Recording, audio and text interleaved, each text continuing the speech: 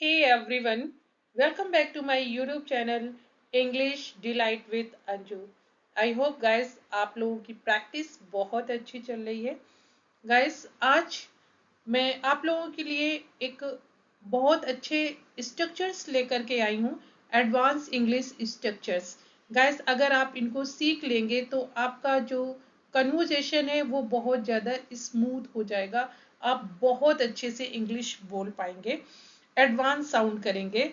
और ये एडवांस और इंटरमीडिएट सभी के लिए है गाइस. बहुत अच्छे आप इनको फ्रेजेस कह सकते हैं, एक्सप्रेशन कह सकते हैं, एडवांस स्ट्रक्चर कह सकते हैं. चलिए मैं इनको आपको इनका मीनिंग क्या है ये भी बताऊंगी. इनको बनाने का रूल क्या है. यस गाइस, इनको सेंटेंस में कैसे फिट करेंगे उसका रूल क्या है ये मैं आपको बताऊंगी. प्लस यस, मैंने दो दो हर एक स्ट्रक्चर के दो दो एग्जाम्पल लिए हैं हिंदी और इंग्लिश में. यस गाइस, सो चलिए स्टार्ट करते हैं विदाउट फर्दर एनी डिले. आज का फर्स्ट जो स्ट्रक्चर है गाइस वो है नीडलेस टू से. नीडलेस टू से का मीनिंग होता है कहने की जरूरत नहीं है. हम बोलते हैं ना कोई मतलब ये कहने की जरूरत नहीं है. ठीक है, तो जब ऐसा साउंड करते हैं कि अगर किसी ने आपको बोला कि आपने ये काम तो बस अपनी मर्जी से किया है, किसी के कहने पे नहीं किया है, तो आप वहां कह सकते हैं कि ये कहने की जरूरत नहीं है कि मैंने क्या किया है. तो कहने की जरूरत नहीं है के लिए बोलते हैं नीडलेस टू से. नीडलेस टू से. और इसका देखिए रूल क्या है स्ट्रक्चर को बनाने का. नीडलेस टू से आप पहले लिखेंगे प्लस सब्जेक्ट प्लस वर्ब और प्लस इसमें ऑब्जेक्ट आएगा, या आप जो रेस्ट का सेंटेंस है वो आप इसमें पूरा लिख सकते हैं. एग्जाम्पल्स की मदद से और भी ज्यादा आप लोगों को समझ में आएगा. तो चलिए एग्जाम्पल देखते हैं. कहने की जरूरत नहीं है कि वह इस स्थिति से परेशान था. कहने की जरूरत नहीं कि वह इस स्थिति से परेशान था. Needless to say, he was upset about the situation. Needless to say, he was upset about the situation. Next example. कहने की जरूरत नहीं कि उन्होंने बहुत अच्छा काम किया. Needless to say, they did a great job. Needless to say, they did a great job. और नेक्स्ट हमारा आज का एडवांस स्ट्रक्चर है guys to be honest. Yes guys, इसका मतलब होता है ईमानदारी से कहूं तो. ईमानदारी से कहूं तो, या आप ऐसे भी बोल सकते हैं कि सच कहूं तो, या सच बोलूं तो. इसके लिए एक दूसरा फ्रेज भी गाइस यूज होता है, to tell the truth. To tell the truth. तो यहाँ पे अब आज सीखेंगे टू बी ऑनेस्ट. हम बोलते हैं ना टू बी ऑनेस्ट, सच कहूं तो या ईमानदारी से कहूं तो. इसका स्ट्रक्चर देखते हैं सेंटेंस बनाने का. To be honest plus subject plus verb plus object या रेस्ट द सेंटेंस. एग्जाम्पल देखते हैं.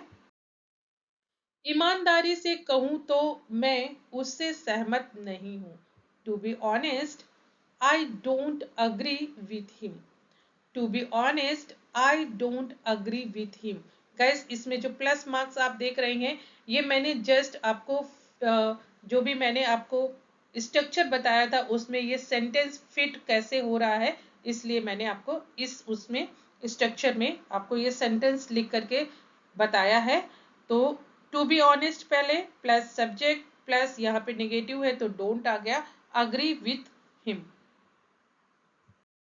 नेक्स्ट एग्जाम्पल है ईमानदारी से कहूं तो वह काम के लिए तैयार नहीं है.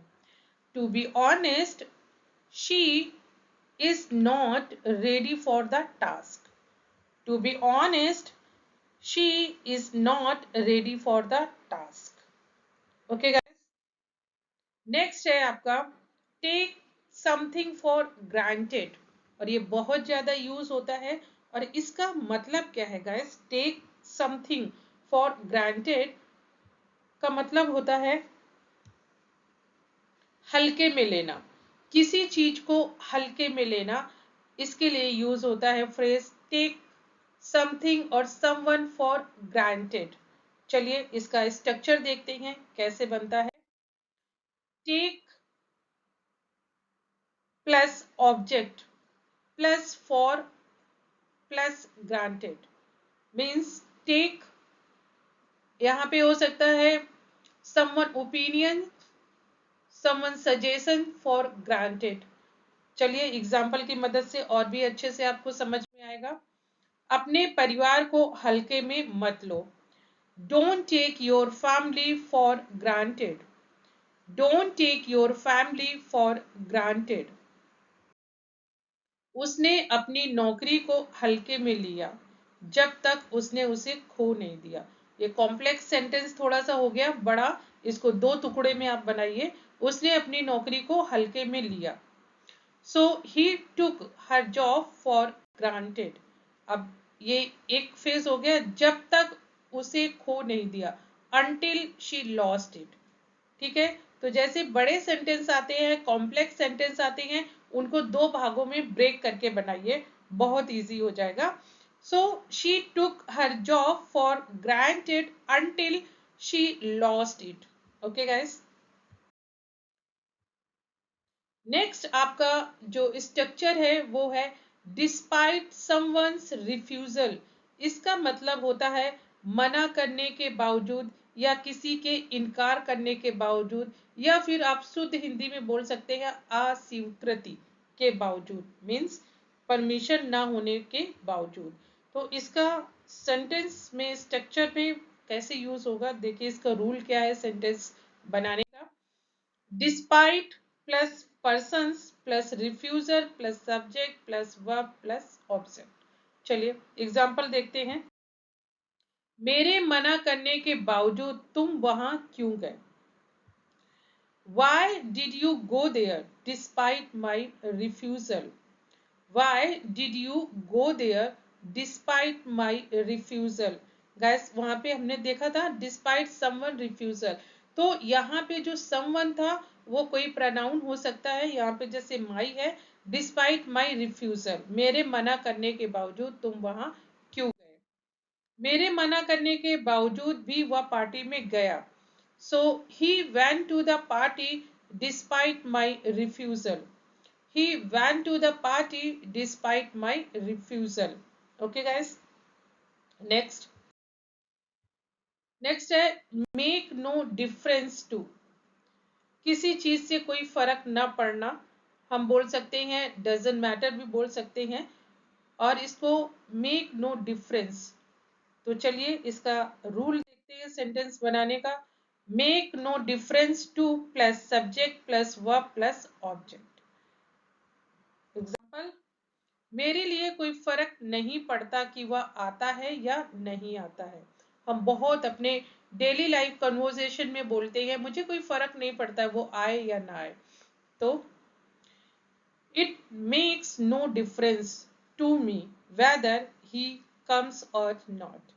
It makes no difference to me means मुझे कोई फर्क नहीं पड़ता, इसलिए to me whether he comes or not, वो आए या ना आए। वह क्या सोचता है इससे मुझे कोई फर्क नहीं पड़ता है। It doesn't make difference to me what he thinks. It doesn't make difference to me what he thinks, या आप बोल सकते हैं he make no it make no difference to me what he thinks. Next phrase है हमारा against all odds. इसका मतलब होता है सभी बाधाओं के बावजूद, अगेंस्ट ऑल ऑड्स। रूल देखते हैं। Against all odds plus subject plus verb plus object. Example, सभी बाधाओं के बावजूद उन्होंने मैच जीत लिया। Against all odds they won the match. Against all odds they won the match. सभी बाधाओं के बावजूद उसने परीक्षा पास कर ली। He managed to pass the exam against all odds. He managed to pass the exam against all odds. Next guys है find something below dignity. इसका मतलब होता है कि गरिमा के खिलाफ या मर्यादा के खिलाफ. Find something below dignity. इसका रूल देखते हैं. Find plus object plus below plus subjects plus dignity. चलिए एग्जाम्पल देखते हैं. दूसरों से पैसे मांगना मुझे मेरी गरिमा के खिलाफ लगता है. I find borrow the money from others below my dignity. I find borrow the money from others below my dignity. उसे सार्वजनिक रूप से बहस करना अपनी गरिमा से नीचे लगता है. She finds arguing in public below her dignity. She finds arguing in public below her dignity. Next structure is as far as I know. इसका मतलब होता है जहां तक मुझे पता है, या फिर आप इसके लिए दूसरा भी स्ट्रक्चर है as far as my knowledge is concerned. आप ये भी बोल सकते हैं, या as far as my knowledge is concerned, या आप जो मैं आज बता रही हूँ as far as I know, जहां तक मुझे पता है. चलिए इसका जो रूल है सेंटेंस बनाने का वो है as far as I know plus subject plus verb plus object, और उसके बाद अगर कोई सब्जेक्ट कोई सेंटेंस है पूरा जो भी बचता है रेस्ट ऑफ द सेंटेंस वो हमें लिख देना है. एग्जाम्पल, जहां तक मुझे पता है वह शहर से बाहर है. as far as I know he is out of town. या आप कंसर्न से कैसे बनाएंगे as far as my knowledge is concerned he is out of town. जहां तक मुझे पता है वे पहले ही जा चुके हैं.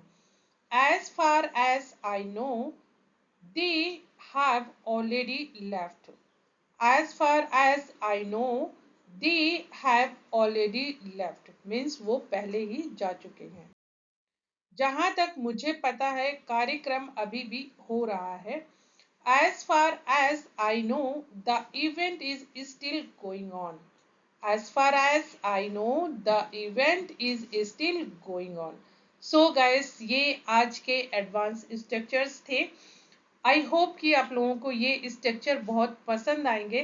गाइस पसंद हो आए तो मुझे भी अपना फीडबैक जरूर दीजिएगा. मैं आगे भी लाऊंगी, बहुत बड़ी लिस्ट है इनकी एडवांस स्ट्रक्चर्स की. आज के लिए बस इतना ही, क्योंकि अगर एक ही बात में मैं सारे ले आऊंगी तो फिर आप लोग प्रैक्टिस नहीं कर पाएंगे.